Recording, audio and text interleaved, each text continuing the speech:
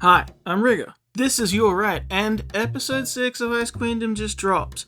Before we get started, I wanted to say real quick, I know that my channel's been kinda quiet lately, it's just pretty much been the IQ stuff. I am working on things, I promise, it's just been a little slow and life's been a little bit, life. Anyway, let's get into the episode, because we're at episode 6, so we're officially halfway through. So, how are we looking? This is always a great point to look at a show and say, where are we? Especially since we basically had to sacrifice almost 3 episodes just to setting up what we already knew, but with a little bit of Shion and stuff added in along the way.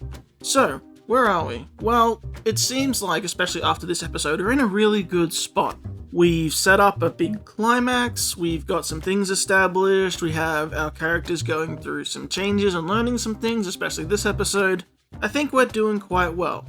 So far, it's pretty much as expected, but that's not a bad thing. Just because it's not throwing crazy curveballs doesn't mean it's bad. Doing what you expect it to do and following logical plot points is fine, and everything so far seems relatively logical. So, everything seems on track. As long as it doesn't, crazily fall off in the last few episodes, it should be fine. But that being said, let's talk about this episode itself. So what are we doing? Well, we're in the nightmare, and we're facing down with Weiss, and everyone has to come to terms with what's going on, and we'll be kicked out again by the end. And off the bat, what I wanted to say that I was really appreciating was the characterization of both Blake and Yang, because they haven't really been involved in the nightmare much up until this point, so now we get to see them in action. And not just is Blake's action cool and Yang's doing her thing, but character-wise, they're doing interesting stuff and I really like it. And immediately that happens, especially with Blake, because she is keeping a cool head. She starts arguing with Weiss, oh, this is what you think of the faunus, rah, rah, rah, and you think, oh no, she's fallen off, she's going down this train of taking everything personally, which is a bad idea in this dream, and then she immediately throws that under the bus and whispers to RWBY, no, I'm distracting her, you go do your thing. Blake isn't taking it too personally. Blake is just playing into the nightmare to get Weiss to chase her. Great.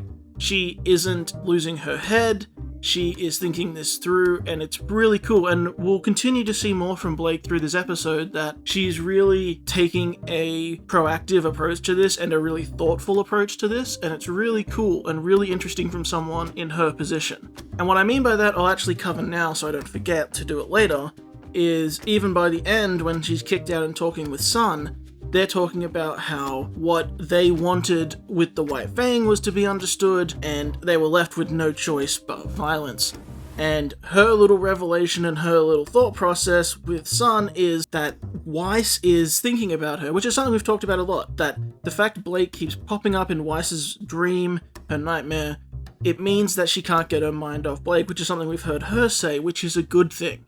It's that Blake is having this positive impact on her, that Weiss has to keep thinking about Blake, and Blake is being intrusive, and that's a great thing. She's not just written off as bad, like the other faceless faunus are in the nightmare. And that's an actual positive change. And rather than holding it against Weiss, holding her beliefs against her, which she has every right to do because they're not great beliefs, and she's coming from a bad place, instead, Blake is embracing these signs of positive change, rather than, casting Weiss aside and saying, you've had horrible ideas, you clearly don't think very well of me and my people, I'm gonna hold that against you forever. She's instead embracing the positive changes of, no, this is what the White Fang was almost meant to do. We're making positive steps. You're clearly thinking about this, you're clearly having to work through these ideas, and you're clearly changing. And I'm going to take that as a positive, and rather than push you away, embrace it and continue to foster this positive change. And we see that in the actual canon series that, they become good friends. This concept is moved past. Rather than locking Weiss away for her negative beliefs and holding it against her, no, they do form a positive relationship. So far in this series, everything but one means that it could have almost been canon. Penny does show up in this episode in a way that she's not really supposed to, because in theory, she's been relatively locked away and under, watchful eyes since since the end of Volume 1. That's what's supposed to happen. But Yang meets up with her just fine in the school in this episode. But you know what? It's non-canon anyway, so it doesn't really matter that much. And Penny is a delight. But we'll get to that a little bit later. Instead, going back to the start, we have another revelation, which is for RWBY when she hears Weiss talk about her, that RWBY is precious to be locked away and kept under lock and key. That realization for RWBY that she is precious to Weiss rather than hated. That in itself is something we've talked about before, and something they've talked about to RWBY before, about how you interpret a dream. You know, you interpret that you're being pushed away, that you're being hated, that you're, being pressed upon by all this resistance, but actually it's because she's tried to lock you away. And as much as she might say otherwise, or you might think otherwise, you're actually very special to her, and that's why she's keeping you locked away. And also, I know I was just talking about Blake and I said we'd move past it, but can I just point out that whoever is in charge of animation, Blake looks incredible in this show. I'm not the biggest fan of her design, and not for the reasons a lot of other people aren't. People are saying, oh, it's too, basically saying that Blake sort of took the bullet of being the one with the sexy design this time around. I don't find much about this appealing. I don't think it's incredibly, alluring at all. But damn, everything about her animation and her posing, everything that happens in her action scenes, she looks phenomenal. They put so much work into Blake and making her unique, and I am so appreciative of it. I mean, I really like Blake anyway as a character, and seeing her get this attention and love is fantastic. I can watch Blake fight all day. She looks awesome. Just in general, she'll take odd poses in general conversation, like mid-fight, and it's awesome, and it's just really, really cool. Very fluid and very cat-like, which is really cool. I'm a big fan. Anyway, moving on. We have more really cool visuals just outside of Blake too. We have like this infinite Snake Way, and when I saw them on that, again, I thought Snake Way, my Dragon Ball brain came out, and I was like, oh yeah, especially with it being infinite, let's just run on this thing for, how many episodes have we got left? But no, it's really cool. It is like an infinite staircase that you could never escape unless you had a key. Well, luckily they do have a key of sort. They use the relic, the Red Knight, which opens the path deeper into Weiss's heart, and they make some really good progress. They go through several halls and several doorways, and they summon doors, and they come back together. It's really cool. Yang comes back, and meanwhile Blake is doing her distracting thing. And then they meet up, and they move through, and they finally found the Grimm at the heart of everything, which very nicely is on the metaphysical stage that Weiss was kidnapped from in her mind. So that's really cool. Just, the setting for the climax almost is on a stage. That's fantastic. And we hear some more things, like they were told, don't ever touch the thorns, which is cool. And of course, that's going to happen by the end of the episode. On top of that, we also have really cool nods that just speak to people who like the main series of RWBY, things that stand out to you if you know the main show, such as Weiss summoning. She basically does it to almost imitate her sister and summons Grimm, and that's confronting to everyone else. But if you've watched the show, you know that is a thing she'll end up doing and who she's emulating when she does it. But in the dream, she can do it. However, they're not really puppets, it's more like she's summoning just actual Grimm. They just happen to be white-colored, not icy, like they actually are. That's really cool, and we get more exploration of Blake just saying, I guess anything's possible here, because Weiss just summons in more dust ammo, so she's never going to run out. So again, more of the things that I've been talking about as positives, like the combat in the dream just being crazy because anything really goes as long as Weiss is sort of on board with it in her mind. That's how it is. And also, not to rob us, they made sure that we got to see a Yang and a Blake decoy as well. Gotta get all the cute stuff out there at least once. And just like I was giving so many compliments to Blake, there is good representation of Yang here too, but not always in a positive way, in that her hot-headedness does come through here. She's not playing, she does get mad at Weiss, and she engages in a fight. Who would have thought Yang would do that? But it's just more good character work. They each get their little moments to be themselves, and that's great. Anyway, so this leads to, of course, they had the relic to get into her heart. Oh, they lost it. It falls out of RWBY's pocket, which is convenient, but, whatever. It's meant to be big and unwieldy, and they had to try and keep track of it. and it falls into the thorns take it, RWBY tries to get it back, the thorns scratch her up, and oopsie, the relic gets destroyed, so they'll need one of the other ones to get back here. Isn't that convenient? That means we get a nice little side quest to go collect one of the other ones we've seen lying around. That will be its own challenge in of itself. Not only that, but the gang is all kicked out of the dream, again, probably for the last time, and I like this, because we're building to what is pretty standard, like building your tension, building and ramping up your stakes, but Shion makes it clear, if you get kicked out again, by the time it takes MacLeod to recover again, it will probably be too late to send you back in a last time, and Weiss will probably die. So, things are getting real serious. This is probably your last chance. But the gang go off and they think about a strategy, and isn't that nice? They're actually planning ahead. So they all go off, they go their separate ways to get a breather, clear their heads, and think strategy, and all three of them run into some convenient help. But these are the things we're meant to do. It's actually a really good use of bringing back in the characters that were established, not just as cameos in the first 3 episodes, but saying, no, Sun's going to come back, Penny's going to come back, and Teen Juniper's going to come back, to talk over with each of the girls separately and give them ideas of what to do. That's a good way to use them at least once more in the series before we get to the end. So, at least they had a role to play past just the opening 3 episodes. I will say though, I was disappointed on behalf of my friends that there was no extra cameos, especially in the hall.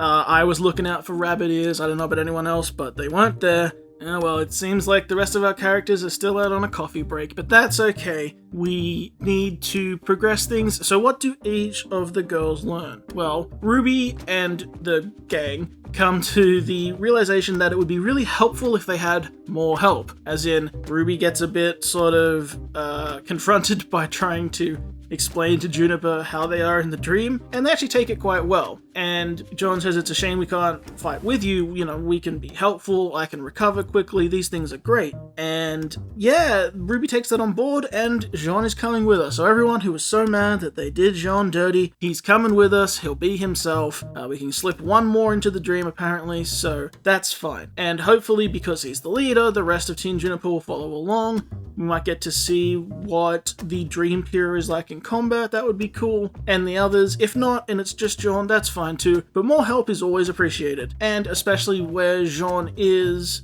sort of mentally, if he's where he's supposed to be, he's still fawning after Weiss before he realizes what's literally right in front of him. But be it for romance, or be it just because he's a friend, or just because it's the right thing to do, either way, Jean is coming with, so that should be fun for our climax. And with the ending shot, it seems like they'll have to go break him out, because he will inhabit his body where he is, I guess. The others seem to have appeared mostly together like they did last time, but Jean's not there, so they're probably going to have to go bust him out before we continue. So that'll mean an interesting conversation with the Klein door, probably. And I will say, it's real lucky that it happened like that, because imagine if that Yang and RWBY just appeared locked in their tower immediately and couldn't get out. That's probably what should have happened, but we'll let it go for convenience sake. And as I've already mentioned, Blake goes off and has another little sit-down lunch with Sun. It is kind of funny, they didn't really think of a new place to put them, so they're just back on their little rooftop. That's apparently their thing now. But it was kind of a nice nod to see them both by the statue, so we get that little moment. At least that's been nodded to here. But that's where we get the idea of positive change. But where Blake sees that in reference to herself and Weiss's ideals, we actually go further than that when we get to Yang, who meets up with Penny, or is, not intentionally met up with Penny. Penny just appears as Penny does, and again, Penny is just a delight. Everything she says is fantastic, the performance is great. Even in another language, you just get every bit of emotion, or lack thereof, and the comedy in the way she speaks is fantastic. I love Penny. I wish she was in this more just because she's portrayed so well in this. I feel like the only criticism you could possibly have of her is that she's doing a really poor job of keeping what she is, a secret. It's very obvious she's a robot, but then again, that was kind of always the case, so, whatever. Because she talks about how, if you're having bad dreams, you should change them out. Dreams are maintenance. Dreams help you process things. That's why Penny has devised many dreams to help her, process and maintenance different scenarios. That is silly, but also makes a lot of sense. if you could change the dream for the better, why wouldn't you? And they bring that idea to Shion, and they say, yeah, you can change what happens in a dream, but only if the dreamer sees it as a positive change. So immediately the first thing I'm thinking of is the train. They're going to probably stop the train attack so the train can go through. Perhaps security is beefed up, so what they'll do is they'll hide out on the train to get into the city, things like that. And also we get the idea of what the big advantage of Jean will be, which is that once someone's already been infected by a nightmare, your heart remembers it. So he won't be seen as much of an outsider, the Grimm won't really detect him as much, at least until he gets close. But when he does get close, he might have a bit of an allergic reaction, like itching and trouble breathing, and he could even die in there. And we do get more references to that in that when Ruby is scratched by the thorns, I mean, I thought something more severe would happen, but when she comes out of the dream, she has those injuries for real. So it seems like if the Grimm hurts you, that's for real. So, by extension, the thorns of it too.